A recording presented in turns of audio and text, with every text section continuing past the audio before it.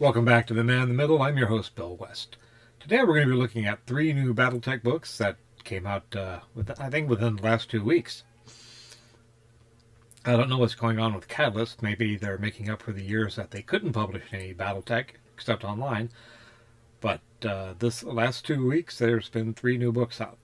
The first one is Pagan Blood, The Highlander Covenant, Book 2. No price too high. On the besieged planet of Northwind, the Highlanders are fighting a tenacious invading force from the Capellan Confederation, led by a regiment of the legendary McCarran's armored cavalry with support from the warrior house Zamara.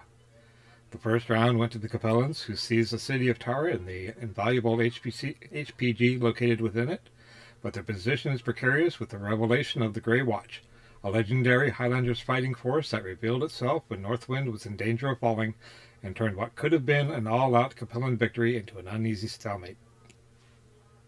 The arrival of a Draconis Combine fleet, recent allies of the Confederation, shifts the balance even further. Will the reinforced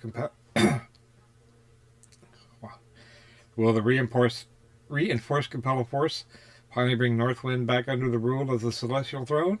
Or will Countess Tara Campbell, Captain Declan Casey, Knight of the Republic Maeve Sterling, find a way to lead the embattled Highlanders to victory?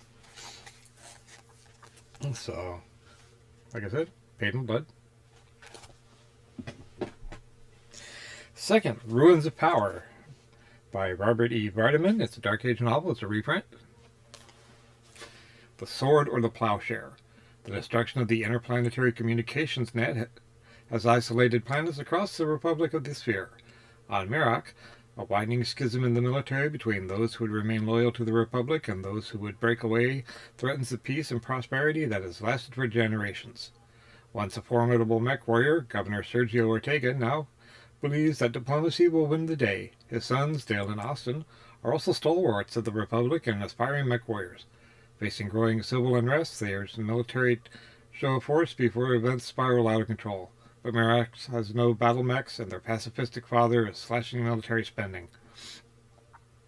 But when power-hungry forces within the government begin plotting to overthrow it, by any means necessary, including assassination, Austin must rebel against everything he's known to fight for the safety and freedom of Merak, even if that means facing off against his own father. Once again, Ruins of Power. And last but not least, I just received this one today, The Mercenary Life. It is an anthology edited by Randall and Bills.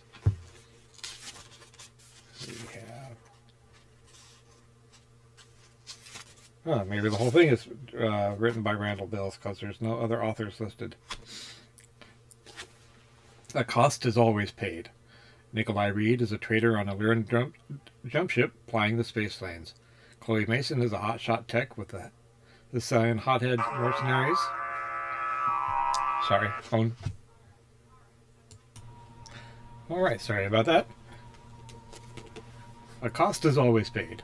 Nikolai Reed is a trader on a Lyran jump ship plying the space lanes. Chloe Mason is a hotshot tech with the Scion Hotheads as mercenaries. Leading Northwind Highlanders, mech warrior Ariana Nicole fills the billet with the Eridani Light Horse. Disparate lives, but a unified dream that will bring them all together on a fateful course that will span decades, cover hundreds of light years, and involve love, friendship, and loss across a dozen worlds. Each will pay a price along the way, as a cost always comes due. The Mercenary Life Anthology is a compilation of short stories written by Randall and Bill, including tales from several different characters as they cross paths and dream to found a new mercenary command is born. Their unique lives showcase the struggles and trials of men and women who take up the mercenary mantle from a variety of angles, all bound around the central vision. The first 8 stories of this anthology were originally posted free alongside the release of MechWarrior 5 Mercenaries, acting as the origin stories for the mercenary command within that computer game. This is the first time they've been compiled into a single volume to allow for a print-on-demand physical copy. Additionally, an all-new 9th story has been added, The Sun Will Rise, along with postscripts for every story that gives the reader insight into how the stories are crafted within a shared universe between tabletop computer games and a fiction that spans more than 30 years and tens of millions of words. I was going to say, this sounded familiar. Yeah, I did read this. I got it when I pre-ordered MechWarrior 5. So I'm looking forward to rereading this and that last short story. But they really seem to be putting it out lately.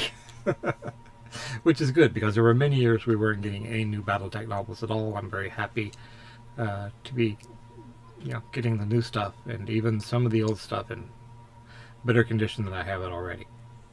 But my name is Bill West. I am the man in the middle. I hope you enjoyed this video. If you did, please give me a thumbs up, drop a comment down below. There we go, there's my finger. Subscribe to the channel if you're not already, and share this on social media. You guys take care, and I'll talk to you soon.